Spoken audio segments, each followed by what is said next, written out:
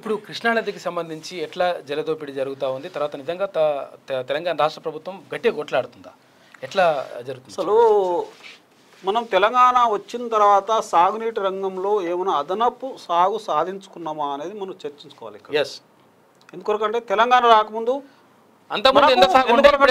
ఆంధ్ర పాలకుల వివక్షతలో కొనసాగడం వల్ల మనం తెలంగాణకు కావాల్సినంత సాగు భూమి ఉంది. ఆ సాగు భూమికి వాస్తవానికి అభివృద్ధి అంటేనే సాగు భూమిని అభివృద్ధి చేయడం వల్ల అనేక రంగాలు బాగుపడతాయి. సాగు భూమి అభివృద్ధి చేయడం వల్ల అనేక వర్గాలు బాగుపడతాయి. ఎందుకంటే అత్యధిక కిందున్న వర్గాలు కూడా బాగుపడతాయి సాగు అభివృద్ధి అయితే. అంటే దానికి ఒక ప్రత్యేకమైన నేపథ్యం ఉంది. సాగు అభివృద్ధి కావాలి అంటే సాగు అభివృద్ధి అయితే అన్ని రంగాల అభివృద్ధి అయితే కింది అనేక మాస్ పీపుల్, ఎందుకంటే అట్టడుగు వర్గాలు కూడా అభివృద్ధి చెందగలుగుతాయి. నాగరికతలు కూడా ఎప్పుడు కూడా నదుల పక్కకు ఉన్నాయి. దాని కూడా సాగునీటి సౌకర్యం అనేది కల్పిస్తే అన్ని రంగాలు అంటే అత్యంతగా ఉన్న కింది స్థాయి యొక్క ప్రజలు బాగుపడుతారు సాగు ద్వారా. ఎందుకంటే మనం ప్రత్యేకంగా తెలుసుకోవాల్సిందంటే మన తెలంగాణలో సాగు నిర్లక్ష్యం చేయడం వల్లనే మహబూబ్నగర్ జిల్లాలో ప్రత్యేకంగా అత్యధిక సాగు భూమి ఉన్న జిల్లా మహబూబ్నగర్ జిల్లాలోనే వలసల కారణం ఏంటంటే సాగునీటి అందించకపోవడం వల్లే. ఆ విధంగానే నల్లగొండలో ఫ్లోరైడ్కు బాధ్యత గురి కావడం వల్ల వాళ్ళ ఫ్లోరైడ్ నివారణకు ఆ ఫ్లోరైడ్ లేని నీళ్లు అందించకపోవడం వల్లనే అక్కడ ఫ్లోరైడ్ కొనసాగేది. అలాంటి ఏదైనా కూడా కరువు ప్రాంతాలుగా కొనసాగుతున్నాయి, వలసలు పోతురు.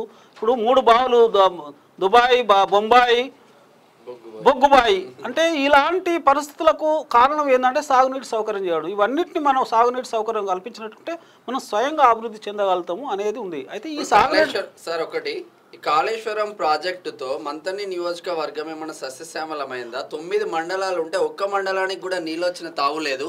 ప్లస్ బ్యాక్ వాటర్ తో మంతని ప్రాంతం అంతా మునిగిపోయిన పరిస్థితి. అదే ఇప్పుడు మీకు చెప్పిన కాళేశ్వరం సంక్షిప్తంగా చెప్పిన కానీ ఆ 3 బ్యారేజీల వల్ల ఈ సాగు ఏమో కానీ ఆ 3 బ్యారేజీల వల్ల 50,000 ఎకరాలు మునుగుతున్నాయి. అంటే మేడిగడ్డ, అన్నారం, సుందిల్లా. అసలు వాస్తవానికి ఆ కాళేశ్వరం ప్రాజెక్టులో ఆ ఏరియాలో అసలు సాగు లేదు, ప్రతిపాదన లేదు. సాగు ఎక్కడుందంటే ఇక్కడ మల్లన్న సాగరు తర్వాత మిడ్మాన నుంచే సాగు ఉంది. అక్కడ సాగు లేదు. నామాత్రంగా 30,000 ఎకరాలు పెట్టిండ్రు అది మంతని ఏరియాలో. ఆ 30,000 వల్ల 50,000 మునుగుతున్నది. అదే కాదు ఇప్పుడు మరి కాళేశ్వరం మళ్ళీ సబ్జెక్ట్ ఇప్పుడు ఎందుకంటే ప్రత్యేకంగా అంటే మనకు ఇక్కడ ఏంటంటే ప్రత్యేకంగా ఒక చర్చ ఒకదాని మీద పెడితేనే మనం అన్ని అంశాలు కవర్ చేయొచ్చు. కృష్ణానది గురించి, దక్షిణ తెలంగాణ గురించి కృష్ణానది గురించి నేను చెప్తా. ఎందుకంటే మనం ఏ విధంగా తెలంగాణ వచ్చిన తర్వాత కేసీఆర్ పాలనలో సాగు ఏమన్నా బాగు చేయాలన్నా, కొత్త సాగు ఏమన్నా తీసుకురావాలన్నా, కొత్త ప్రాజెక్టులు ఏమన్నా ఈ పీరియడ్లో పూర్తి చేసి ఏమైనా సాగు అందించిండ్రా అనేది మనం చర్చించుకోవాల్సిన అవసరం ఉంది. తెలంగాణ రాకముందు సాగునీటి పరిస్థితి ఉంది, తెలంగాణ వచ్చిన తర్వాత అధిక సాగు ఏమైనా సాగించినామా, కొత్త ప్రాజెక్టులతోనే ఏమైనా సాగు మనం చేకూర్చుకోగలిగినామా, సాగునీటి రంగంలో చర్చించుకోవాలి. వాస్తవాన్ని చూస్తే శూన్యం. తెలంగాణ వచ్చిన తర్వాత జీరో. ఇన్ని పైసలు ఖర్చు పెట్టినా కొత్త సాగు జీరో. ఎట్లా లక్షల ఎకరా అదంతా జీరో. ఎందుకంటే కేసీఆర్ కు మార్కెటింగ్ చెప్పినా నేను, మార్కెట్ ఎట్లా చేసుకోవాలో తెలుసు, ప్రజలను మార్కెట్ చేసుకుంటాడు ఆయన. ఎట్లా చేసుకుంటాడు అంటే తెలంగాణ రాకముందు ఉన్న ప్రాజెక్టుల ద్వారానే సాగు జరుగుతుంది. అదృష్టవంతులు ఏంటంటే ఈ 4 సంవత్సరాల్లో అధిక వర్షాలు పడుతున్నాయి.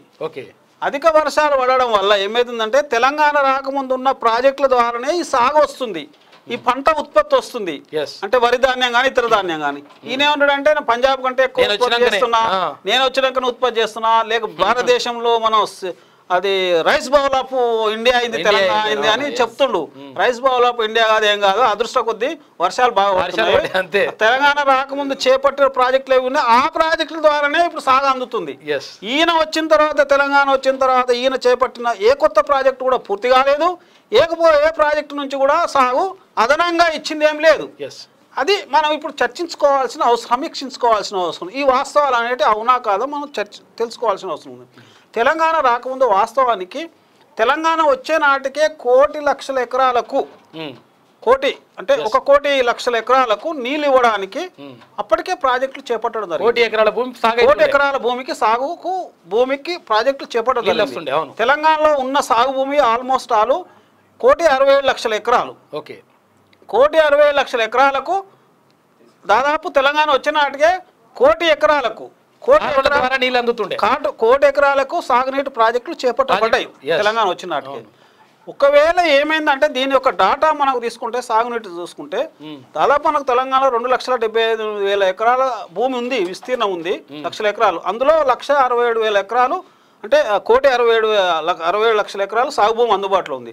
ఆ 1,67,00,000లో 1,00,000 ఎకరాలకు తెలంగాణ రాకముందే సాగునీటి సౌకర్య ప్రాజెక్టులు అనేవి చేపట్టడం జరిగింది. ఈయన వచ్చిన తర్వాత ఈ 1,00,000 ఎకరాలకు నేను వచ్చి నీళ్ళు ఇస్తున్నా అనేది శుద్ధ అబద్ధం. ప్రజలు తెలుసుకోవాల్సిన అవసరం. ఎట్లా అంటే మనకు కొంత ఇప్పుడు 2004 వైఎస్ రాజశేఖర్ కాంగ్రెస్ ప్రభుత్వం స్టార్ట్ చేసింది 2004లో. 2004 తర్వాత 2014 వరకు పరిస్థితి ఏంటంటే 2004 వరకే మన తెలంగాణలో 47 లక్షల ఎకరాలకు ప్రాజెక్టులు పూర్తయినాయి. అంటే చెరువు కుంటలు కానీ, మైనర్ ఇరిగేషన్ కానీ, మీడియం ప్రాజెక్టు, మధ్యతరగతి ప్రాజెక్టులు, మేజర్ ప్రాజెక్టులు అప్పుడు కట్టినాయి కదా. మేజర్ ప్రాజెక్టులు అనేది ఇప్పుడు ఈయన తెలంగాణ వచ్చిన తర్వాత కట్టిందా? శ్రీరామ్ సార్ అప్పుడు కట్టిందే, నిజాం సార్ అప్పుడే కట్టిందే. నిజాం సార్ అంటే నిజాం పీరియడ్లో కట్టిందే. తర్వాత శ్రీశైలము, నాగార్జున సారు, అనేక మీడియం ప్రాజెక్టులు మన దగ్గర, వెల్లంపల్లి, అనేక కాంగ్రెస్ పీరియడ్లో ఇప్పుడు అనేక ప్రాజెక్టులు ఆ పీరియడ్లో కట్టినాయి. కాబట్టి అన్ని ప్రాజెక్టులు కట్టిన వాటిల్లో అన్నిటి ద్వారా 2004 వరకే 47 లక్షల ఎకరాలకు సాగునీరుకు సౌకర్యం కల్పించడం జరిగింది అన్ని ప్రాజెక్టుల ద్వారా. 2004 నుంచి 2014 వరకు మళ్ళొక అదనంగా జలయజ్ఞంలో మళ్ళొక 50 లక్షల ఎకరాలకు సాగునీరు చేపట్టడానికి ప్రాజెక్టులకు 33 ప్రాజెక్టులు చేపట్టడం జరిగింది. అంటే 2004 నుంచి 2014 వరకు జలయజ్ఞంలో కాంగ్రెస్ పీరియడ్లో, అంటే తెలంగాణ వచ్చే లోపల అవి ఒక పాత 47 లక్షలు, ఈ 50 లక్షలు, మొత్తం కలిసి 97 లక్షలు, 97 లక్షల చిల్లర తెలంగాణ రాకముందే ప్రాజెక్టు చేపట్టడం జరిగింది. ఈ తెలంగాణ 2004 నుంచి 2014 వరకు 33 ప్రాజెక్టులు చేపట్టి 50 లక్షల ఎకరాలకు అదనంగా సేద్యం వేయాలనుకుంటున్నారో ఆ 33 ప్రాజెక్టులు తెలంగాణ వచ్చే వరకే దాదాపు 80% పనులు పూర్తయినాయి. ఆ 33 ప్రాజెక్టులలో ఒకటే ప్రాణైతే చేయాల 16 లక్షల ఎకరాలు, మిగతా 32 ప్రాజెక్టులకు ఒక 34 లక్షల ఎకరాలు. అలా 34 లక్షల ఎకరాలు అంటే ఇవన్నీ భీమా, నెట్టెంపాడు, కలకూర్త, అనేక మన ఈ లిస్ట్ ఉన్నది 32 ప్రాజెక్టులది. ఒక ప్రాజెక్టు ప్రాణైతే చేయాలి, అదో 16, మిగతా ప్రాజెక్టులు 34 లక్షలు, 50 లక్షల ఎకరాలు కొత్త సేద్యం వేయాలనేది 2004 నుంచి 2014 జలయజ్ఞంలో. అయితే ఈ 50 లక్షల ఎకరాలకు నీళ్లు కొత్త ఈయన తెలంగాణ రాకముందు చేపట్టిన 70-80% చేపట్టిన 33 ప్రాజెక్టులు ఆయన ఐజిటీస్ ఏమి రీడిజైన్ చేయకుండా కొనసాగితే కేవలం 11,000 కోట్లు ఖర్చు పెడితే 50 లక్షలు అయిపోతుండే. అంటే కేవలం 11,000 కోట్లే ఈ 34 లక్షలకు, అంటే 32 ప్రాజెక్టులు.